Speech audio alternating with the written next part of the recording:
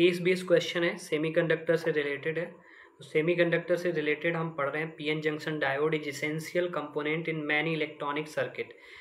N type and P type semiconductor are joint. A depletion region form of a junction behavior diode depend on whether it is forward bias or reverse bias। Means depletion layer किस पे depend करती है, forward bias and reverse bias पे। The forward bias diode allow the current of while reverse bias current is minimal। मतलब reverse bias में कम होगा, forward bias allow कर देता है। Expect the small leakage of current। Consider a diode connected in a circuit with power of 5 volt and resistor of 100 volt and the current of 40 milliampere। ठीक है, तो इससे पहला क्वेश्चन हम पढ़ते हैं। पहला क्वेश्चन क्या है कि what is the depletion region in PN junction diode. तो पीएन जंक्शन डायोड में डिप्लीशन रीजन क्या होती है। तो डिप्लीशन रीजन वो रीजन होता है जहां पर मेजॉरिटी चार्ज कैरियर पूरी तरीके से खत्म हो जाते हैं। क्यों? क्योंकि वो जंक्शन की तरफ चले जाते हैं। तो पहले ऑप्शन में एक्सेसिस नहीं, the area junction where mobile charge carrier absent सही है। The region where mobile charge carrier highly गलत है। The region outside the PN junction where recombination is happen नहीं, गलत है। तो हम किस ऑप्शन पे जाएंगे? हम बी ऑप्शन पे जाएंगे, जहाँ चार्ज कैरियर एब्सेंट हो जाते हैं और ये चार्ज कैरियर एब्सेंट होके कहाँ पर पहुँच जाते हैं? जंक्शन की तरफ पे पहुँच जाते हैं। किस पे चले जाते हैं? जंक्शन की तरफ चले जाते हैं। तो अब अपना नेक्स्ट क्वेश्चन आता है। नेक्स्ट क्वेश्चन आपका आएगा जिसमें हम देखते हैं सेकेंड क्वेश्चंस।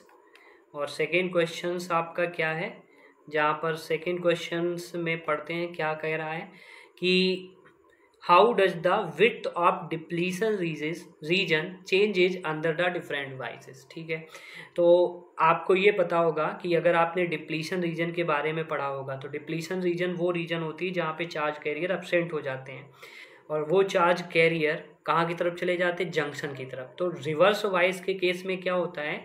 रिवर्स वाइस के केस में क्या होता है अगर आपको समझाएं,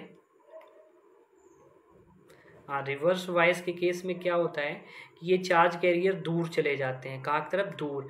और अगर आप यहीं पर फॉरवर्ड वाइस के केस में देखो तो चार्ज कैरियर पास आ जाते हैं। कहाँ आ जाते हैं? चार्ज कैरियर पास में। तो ये इसमें देखो, ये पास आएंगे तो ये क्या होगी? डिक्रीज, कम हो रही है। और ये दूर जा रहे हैं तो ये क्या होगी? इंक्रीज। तो अगर इस तरीके का कोई आंसर हमको मिल रहा है तो हम उसी पे टिक मार देते हैं। जहाँ फॉरवर्ड वाइज रिमेन कांस्टेंट नहीं, in forward wise it increases, reverse wise decreases, गलत है, उल्टा कह रहा है। In forward wise it decreases, reverse wise में इंक्रीजेज। तो आप इस किस ऑप्शन पे जाएंगे? सी वाले ऑप्शन पे चले जाएंगे। किस पे जाएंगे? सी वाले ऑप्शन पे आंसर इसका आप कर देंगे। ठीक है, नेक्स्ट क्वेश्चन हम क्वेश्चन नंबर 3 पे पहुँचते हैं। और क्वेश्चन नंबर कितना है? 3 आपका, जहाँ पर हम देखते हैं तो 3 वाला क्वेश्चन हम पढ़ते हैं। क्वेश्चन नंबर 3, हाँ, ये थोड़ा सा इंपॉर्टेंट क्वेश्चन है, न्यूमेरिकल से रिलेटेड है, तो ध्यान से देखेंगे क्या कह रहा है। जहाँ पर क्वेश्चन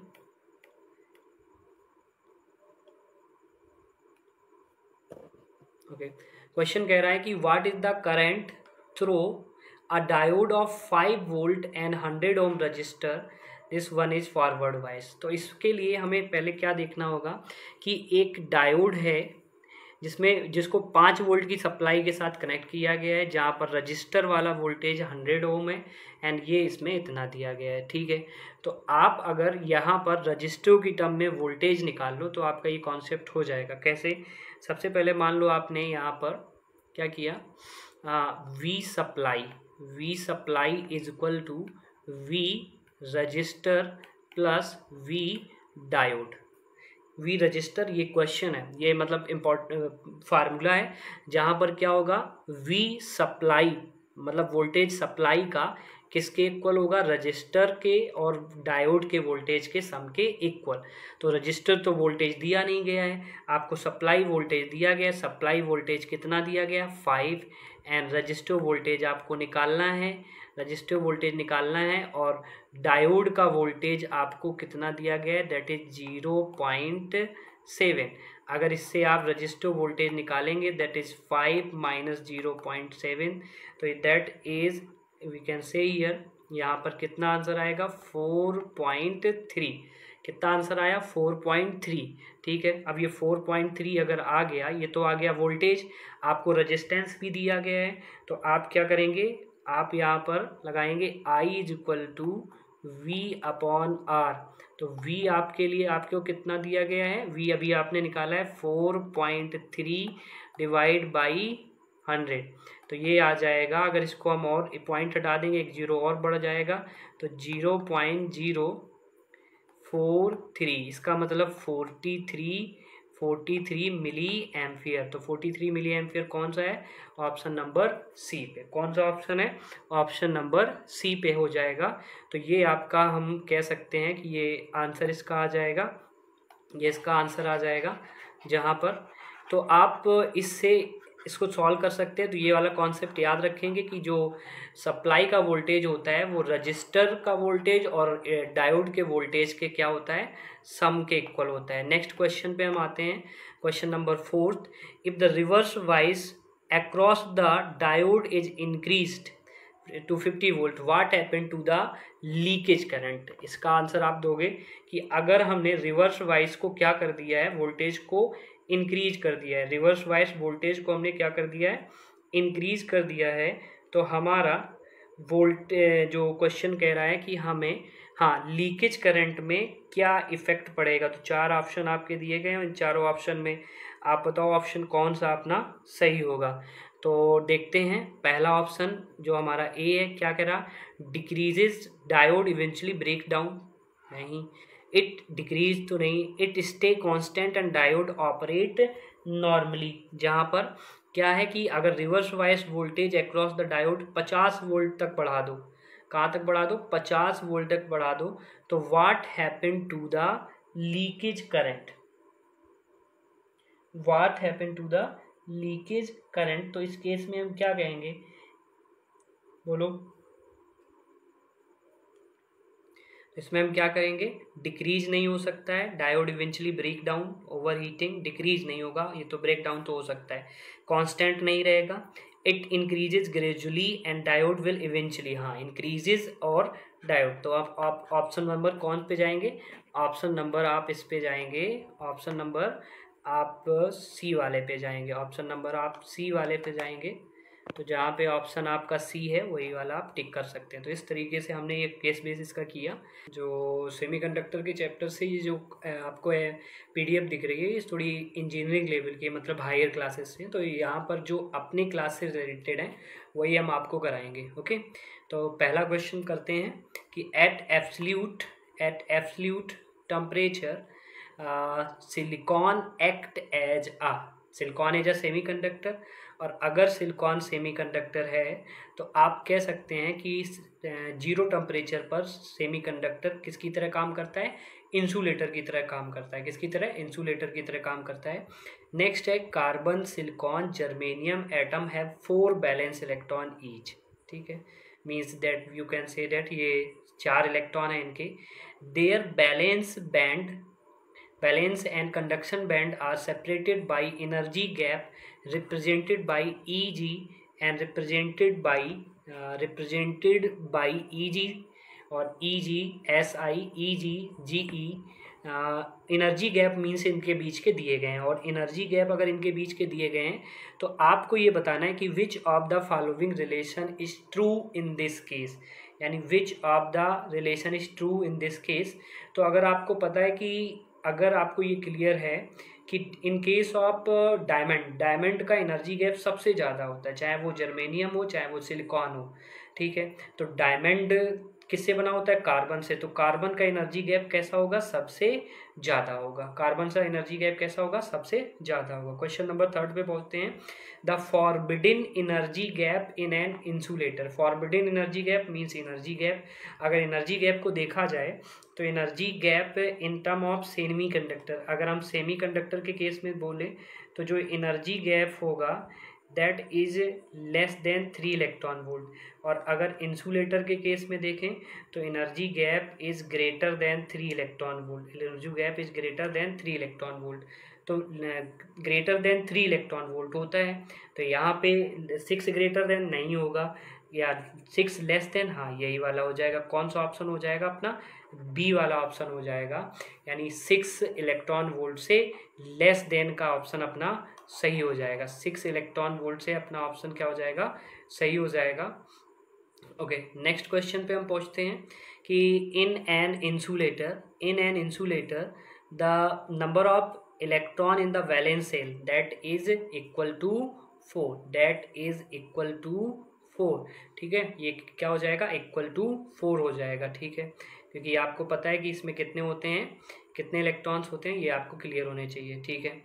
नेक्स्ट आपका question number 5, energy gap band size for the semiconductor का अभी मैंने बताया था कि एनर्जी गैप जो होता है that is less than 3 electron volt. ये क्या हो जाएगा, लेस देन 3 इलेक्ट्रॉन वोल्ट। अगर इसके बारे में हम आपसे बोलें तो एनर्जी गैप जो होगा किसमें, सेमीकंडक्टर में, वो कितना होगा, लेस देन 3 इलेक्ट्रॉन वोल्ट। अब लेस देन 3 इलेक्ट्रॉन वोल्ट के केस में हम कह सकते हैं, हाँ 3 इलेक्ट्रॉन वोल्ट के केस में कहते हैं। और आपको अगर पता है कि जर्मेनियम का 0.74 और सिलिकॉन का 1.17 होता है, तो ये तो 1 और 2 के बीच में ही लाई कर रहा है। किसके बीच में, 1 और 2 के बीच में लाई कर रहा है। Next, energy band gap size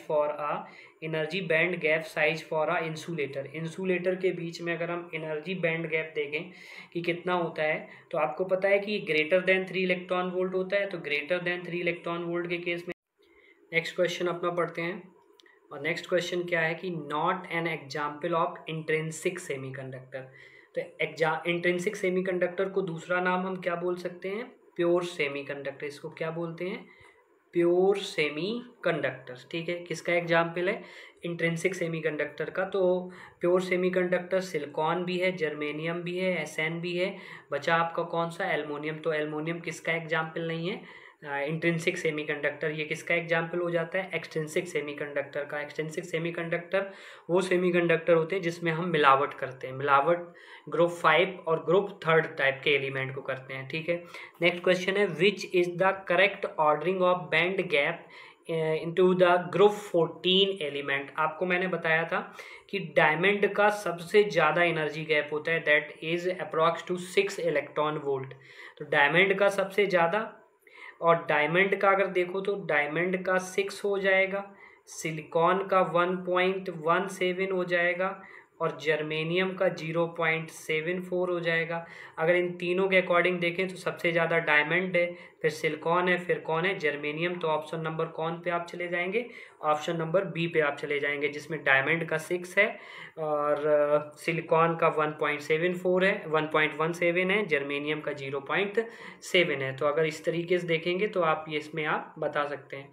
next question अपना 9th है, और 9th क्वेश्चन में आप बताएंगे कि एनर्जी बैंड गैप अगर यहाँ देखा जाए तो energy band gap formation is prominent मतलब एनर्जी गैप सबसे कम किस में देखने को मिलता है, सबसे कम अगर देखो तो वी कैन से हियर सबसे कम आपको किस में देखने को मिलता है, सॉलिड में। सबसे कम आपको किस में देखने को मिलेगा, सॉलिड में देखने को मिलेगा, ठीक है। एंड बाकी ये दोनों आपके हायर क्लासेस से हैं, तो इनको हम मूव ऑन करते हैं और इनके हिसाब से फिर आगे बढ़ जाते हैं, क्योंकि हमें और भी क्वेश्चन करने हैं। ओके, नेक्स्ट जैसे मान लो, हाँ क्वेश्चन नंबर 12 को अगर हम देखें, क्वेश्चन नंबर 12 को पढ़ो। और क्वेश्चन नंबर 12 में क्या कह रहा है, क्वेश्चन नंबर 12 में कह रहा है कि in a solid there is a significant interaction between the electron of a different atoms. तो वो कहाँ पर प्रेजेंट होते हैं, आप बोल सकते हो कि वो आउटर मोस्ट पे प्रेजेंट होते, तभी तो वो इधर उधर घूमते रहते हैं, अपनी स्टेट से दूसरी स्टेट पे जाते रहते हैं, ठीक है। Next, the band contain free electrons, the band contain free electron. तो फ्री इलेक्ट्रॉन कहाँ पर जाते हैं, तो फ्री इलेक्ट्रॉन आप कह सकते हो कि बैलेंस बैंड से कंडक्शन बैंड, यानी फ्री इलेक्ट्रॉन कहाँ अवेलेबल होंगे, कंडक्शन बैंड पर अवेलेबल होंगे। There are 2 band, one is balance and one is conduction band.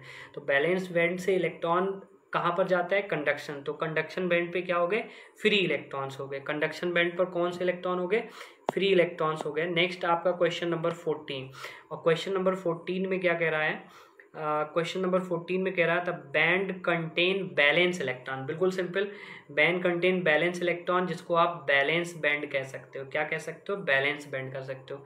Question number 15, the band does not contain electron, the band does not contain electron. तो balance band में भी electron होते हैं, conduction band में भी electrons होते हैं। अगर इन दोनों में इलेक्ट्रॉन्स हैं तो इन दोनों में इलेक्ट्रॉन्स हैं तो होंगे किस में नहीं? अगर आप उसको देखो जिसमें होंगे नहीं, तो आप इसमें कह सकते हैं कि यहाँ पर अभी तक मैंने इस बैंड का नाम नहीं सुना है, यानी कि किस बैंड का? फॉरबिडन बैंड का। ये तो एनर्जी गैप होता है, तो आप कह सकते हो इलेक्ट्रॉन कहाँ नहीं प्रेजेंट होंगे? फॉरबिडन बैंड पर नहीं प्रेजेंट होंगे। नेक्स्ट आता है electron exist in a, electron exist in a, तो इलेक्ट्रॉन किस में एग्जिस्ट करेंगे?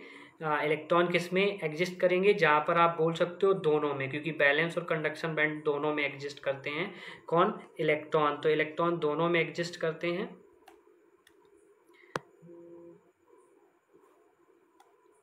ओके, फिर 17 एंड 18 ये आपका हायर क्लासेस के लिए है। एंड 19 को देखते हैं। If the outer most energy gap, if the outer most energy gap, ये जो आउटर मोस्ट एनर्जी बैंड दिया है, इस आउटर मोस्ट एनर्जी बैंड का मतलब होता है कि balance band and conduction band दोनों, valence band and conduction band दोनों, और दोनों कैसे हैं? Partially field.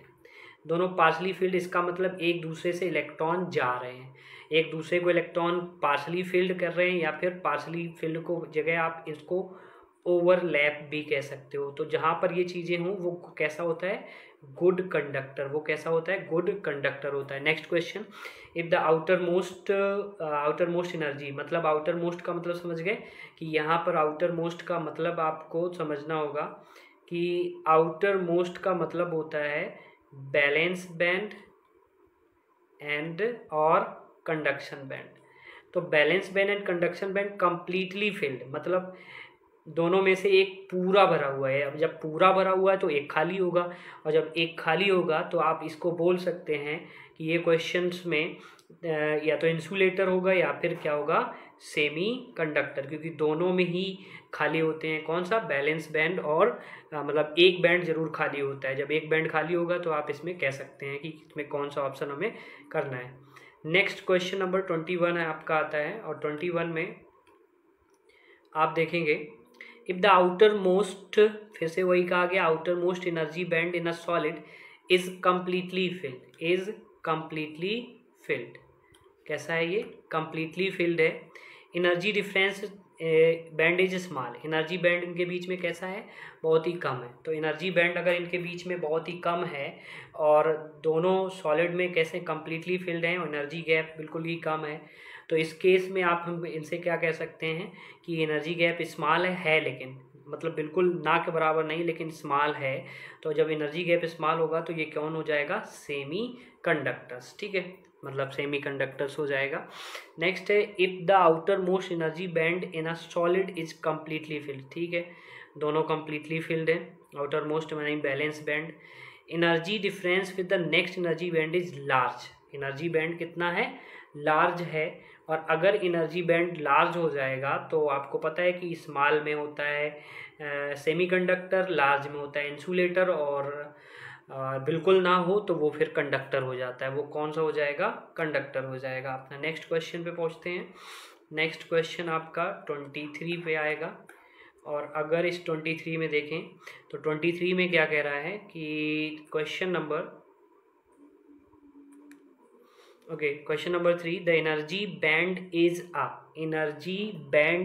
a set of continuous energy, set of closely spaced allowed the energy level, set of widely spaced allowed energy level, widely तो नहीं होता है, यानी कि none of these नहीं, एनर्जी कंटिन्यूस एनर्जी नहीं, तो आप इसको बोल सकते हैं a set of closely spaced allowed energy level, मतलब क्लोजली स्पेस्ड हो सकता है, जैसे इंसुलेटर में बहुत ही कम होता है। Next question, what is the origin of energy band in solid? Energy band का क्या मतलब कह सकते हैं कि क्या सोर्स है, क्या ऑरिजिन है सॉलिड में? तो एनर्जी बैंड का क्या सोर्स है ऑरिजिन में? तो आप इसमें बोल सकते हो कि एनर्जी बैंड एटॉमिक मास नहीं, टेम्परेचर नहीं, closely packed periodic structure of solid, या एटॉमिक नंबर। एटॉमिक नंबर नहीं है तो बचा कौन सा आपका? closely packed periodic structure of a solid that is the source of energy band in a solid यानी in a semiconductor. Next question अपना, which of the following decide electrical property of solid? तो electrical property of solid कौन define करता है?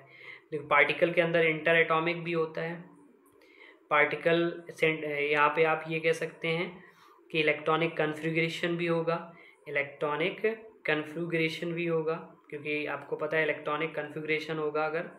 तो next point यहाँ पर जो ऑप्शन नंबर हम डी पे पहुँचते हैं, तो यहाँ पे क्या है, एनर्जी बैंड इन सॉलिड कहाँ गया, हाँ okay question number okay origin वाला क्वेश्चन है। ऑरिजिन वाले क्वेश्चन में हमने क्या बताया था, closely packed periodic structures of solids, ठीक है।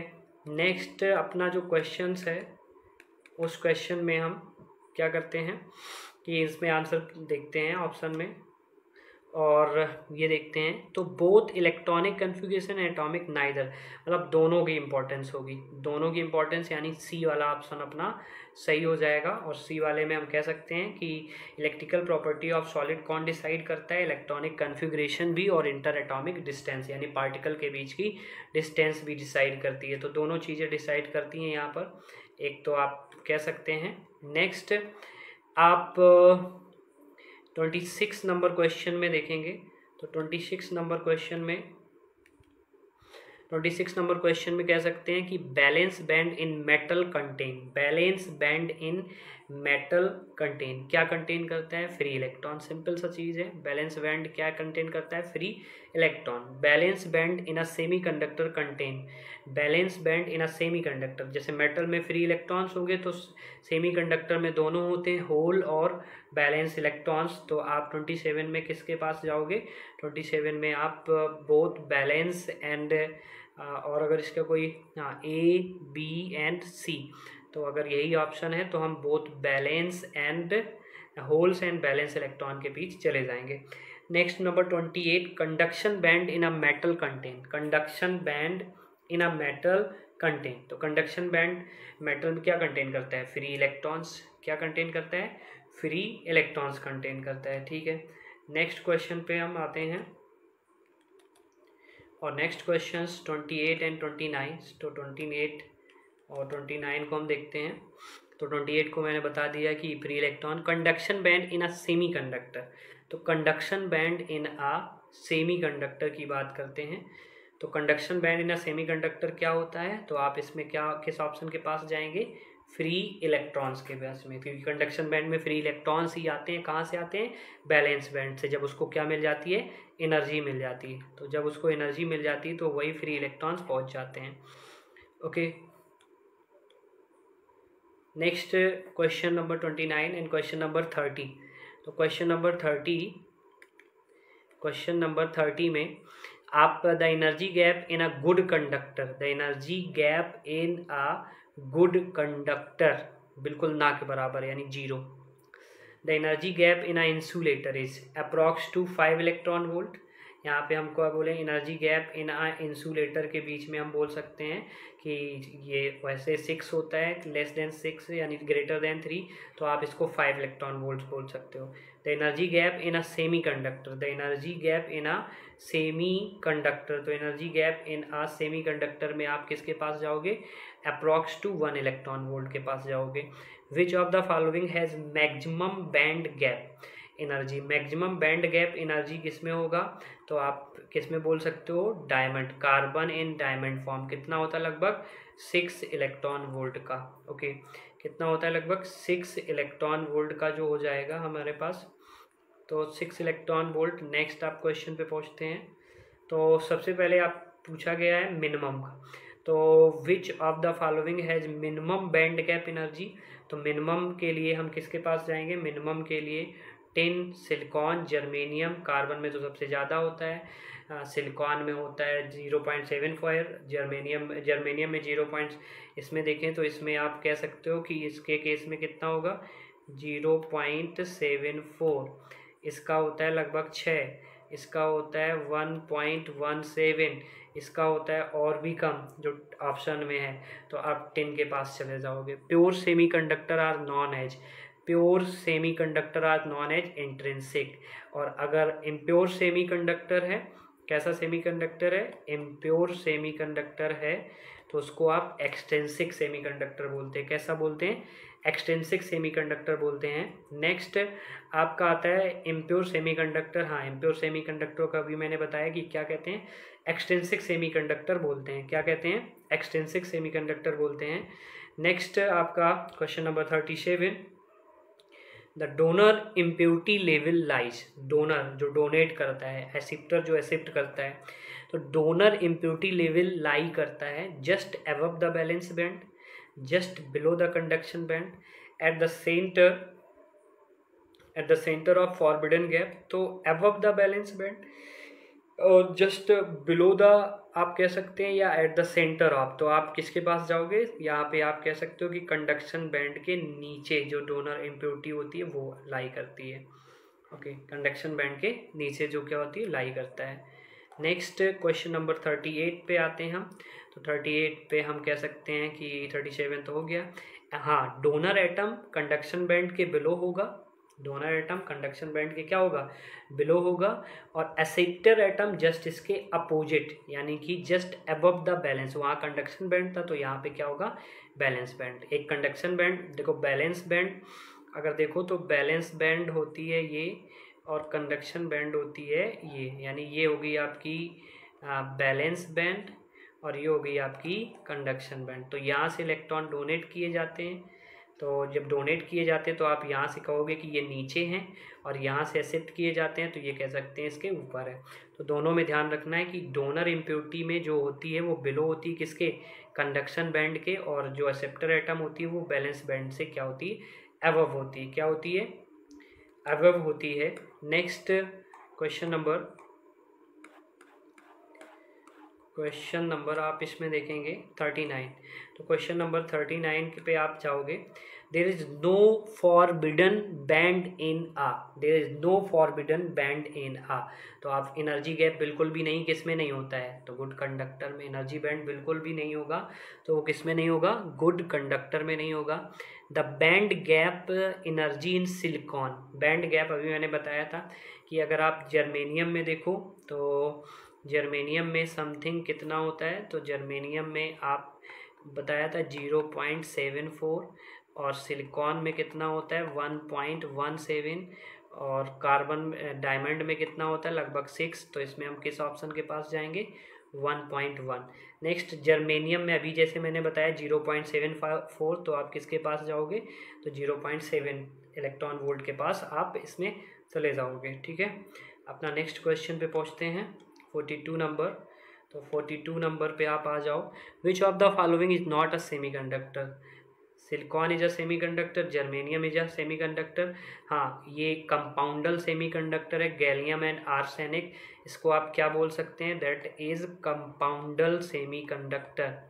कंपाउंडल, ये जो सेमीकंडक्टर हैं वो एलिमेंटल सेमीकंडक्टर हैं।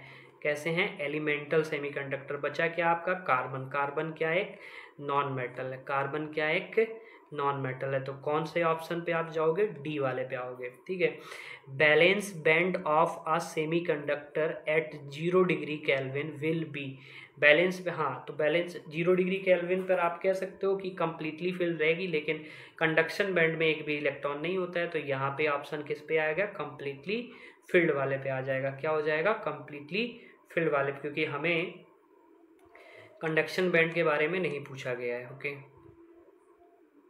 Next balance band of a semiconductor, balance band of a semiconductor above, हाँ अबव हो गया टेम्परेचर, तो आप इसमें कह सकते हैं कि पार्शली फिल्ड, क्योंकि इलेक्ट्रॉन को मिल जाएगी एनर्जी, और इलेक्ट्रॉन को जब एनर्जी मिल जाएगी तो ये बैलेंस बैंड है, ये कंडक्शन बैंड है, इनके बीच का ये गैप होता है, इस गैप से इलेक्ट्रॉन यहाँ को पार कर जाएंगे, तो थोड़े बहुत इलेक्ट्रॉन यहाँ पहुँच जाएंगे, तो partially filled. Question number 45, the conduction band of a semiconductor at 0 degree kelvin, conduction band of a semiconductor at 0 degree kelvin.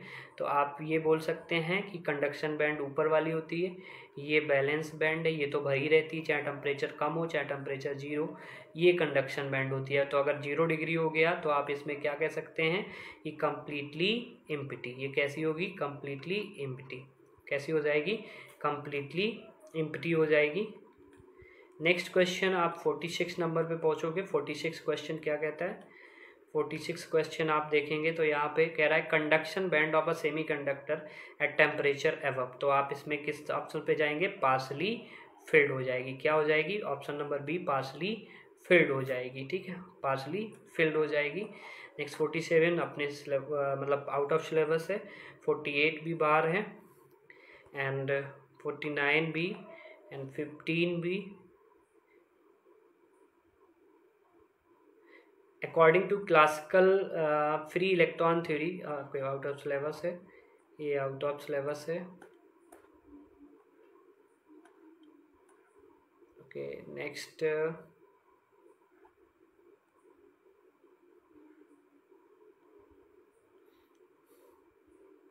Okay next question अगर देखो यहाँ पे question number 56 that is related to our class. Which of the following when added to impurity into silicon produces N type semiconductor. तो देखो दो type के semiconductor होते हैं, एक आपका एन होता है, एक होता है एन टाइप और एक होता है पी टाइप। जहाँ पे एन टाइप में हम ग्रुप 5 की डोपिंग करते हैं और पी टाइप में हम ग्रुप 3 की डोपिंग करते हैं। यहाँ पे ग्रुप 5 का मतलब जैसे फास्फोरस ले लिया, यहाँ ग्रुप 3 है जैसे एल्युमिनियम ले लिया। तो वो कह रहा है कि हमें एन टाइप बनाना है, एन टाइप में ग्रुप 5 को मिलाना है। ग्रुप 5 का मतलब आप यहाँ क्या करोगे? फास्फोरस को मिलाओगे। किसको मिलाओगे? फास्फोरस को मिलाओगे। ठीक है। When arsenic is added to an impurity of silicon the resulting semiconductor. अब आई थिंक आर्सेनिक जिस ग्रुप से रिलेट करेगा, तो आर्सेनिक अगर ग्रुप 3 से है, ग्रुप 3 से है तो ये हो जाएगा कौन सा? P type. और आर्सेनिक अगर ग्रुप से है, ग्रुप 5 से है तो ये हो जाएगा एन टाइप। तो आई थिंक आप लोग इसको चेक कर लेना कि आर्सेनिक किस ग्रुप को बिलोंग करता है। तो according to belonging of the group we can say that the type of semiconductor. तो you can check the arsenic group and there after you will decide which option is correct. That is your homework, ये आपको खुद check करना है।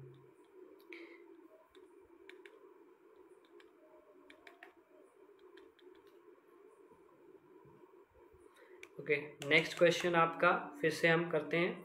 Next question आगे बढ़ते हैं और 56 आई थिंक हो गया था, 57 भी हो गया था। नेक्स्ट क्वेश्चन नंबर आपका, to obtain P type semiconductor it must be doped. P type semiconductor, P को हमने अभी बताया था कि किस ग्रुप से हमें ड्रॉप करना है। पी को हमें ग्रुप 3 से ड्रॉप करना है। तो ग्रुप 5 आई थिंक ये हो जाएगा, ग्रुप 5 से, ये वाला ग्रुप 5 से इंडियम। तो इंडियम आई थिंक ग्रुप 3 से रिलेटेड होता है। तो ऑप्शन नंबर सी आपका करेक्ट हो जाएगा। ऑप्शन नंबर कौन सा करेक्ट हो जाएगा? सी आपका करेक्ट हो जाएगा। तो नेक्स्ट है, विच of the following when added act as a impurity to a silicon produced n type semiconductor। तो n कब बनता है? जब हम 5 वाले को मिलावट करते हैं। 5 का मतलब हम क्या? फास्फोरस को मिलाएंगे। क्या मिलाएंगे? फास्फोरस को मिलाएंगे। Question number 60, a semiconductor is doped with donor impurity is। Donor impurity, तो देखो दो टाइप के सेमीकंडक्टर हैं, एन और पी। तो एन और पी जहाँ पर आप देखोगे, in an type of the semiconductor donor होता है और P type of the semiconductor इसमें क्या होता है? एक्सेप्टर होता है। तो हम इसमें किसके पास जाएंगे? इसके पास जाएंगे। ठीक है, एन टाइप में। नेक्स्ट क्वेश्चन आपका है